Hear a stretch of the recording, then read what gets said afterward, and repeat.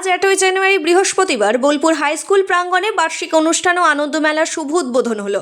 এই অনুষ্ঠান আগামী 3 দিন ধরে অর্থাৎ 8ই, 9ই ও 10ই জানুয়ারি পর্যন্ত চলবে। উদ্বোধনী অনুষ্ঠানে উপস্থিত ছিলেন রাজ্যের মন্ত্রী চন্দ্রনাথ সিনহা এবং WBSRD এর চেয়ারম্যান অনুব্রত মণ্ডল। বিদ্যালয়ের ছাত্রদের সাংস্কৃতিক অনুষ্ঠান, প্রদীপ প্রজ্বলন এবং ফিতে কাটার মাধ্যমে অনুষ্ঠানের শুভ সূচনা হয়। সাংবাদিকদের মন্ত্রী চন্দ্রনাথ সিনহা বলেন, বোলপুর ও ইলামবাজারের প্রতিটি স্কুলের ছাত্রছাত্রীদের পড়াশোনা ও সার্বিক উন্নয়নের ক্ষেত্রে যাতে কোনো রকম অসুবিধা না হয় সেদিকে রাজ্য সরকার বিশেষ নজর দিয়েছে এবং প্রয়োজনীয় আর্থিক সাহায্যও করা হয়েছে।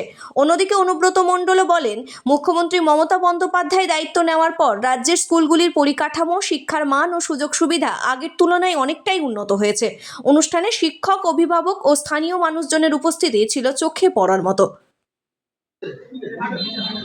দাদা একবার ধরে থাকেন দাদা এদিকে তাকান ওকে হ্যাঁ ওকে হ্যাঁ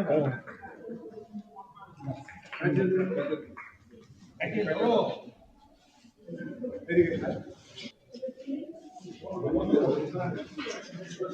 এদিকে না এদিকে না এই চল ভালো আমাদের ঘর দেখো বিধায়ক তহবিল থেকে দেওয়া হয়েছে এবং আমাদের ভাবনা ছিল একটাই যে আমাদের বোলপুর শহরে বাচ্চাদের যেন কোনো অসুবিধা না হয়, তাই আমরা শুধু এই স্কুল নয় প্রতিটি স্কুলকেই আমরা যতটা পেরেছি বিধায়ক তহবিল থেকে আমরা টাকা দিয়ে সাহায্য করেছি, স্কুলগুলোকে গড়ে তুলেছি।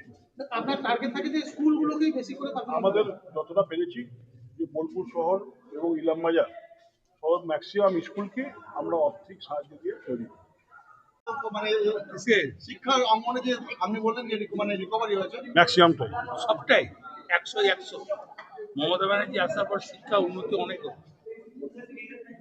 আর কি বলুন দাদা বলছি স্কুলগুলো কতটা প্রাধান্য দিচ্ছে স্কুলগুলো তো দেখতেই পাচ্ছেন যে আগে কি হাল ছিল এখন কি হাল, বিশেষ করে বেশ কিছুদিন পুরনো স্কুল বলে কি এইরকম সব স্কুল এখন আর পুরোনো না থেকে প্রাইমারি আরো ভালো হচ্ছে। আর কি জিজ্ঞেস করুন দাদা অমর্ত্য ইস্যুটা কি বলবেন?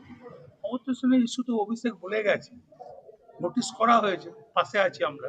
কিন্তু নির্বাচন কমিশনের ভুল, সেই জায়গায় অমর্ত্য সেনকে হেয়ারিং এ চিঠি দেওয়া অন্যায় হয়েছে, অমর্ত্য সেনের মতো নোটিশ দেওয়া ঠিক হয়নি।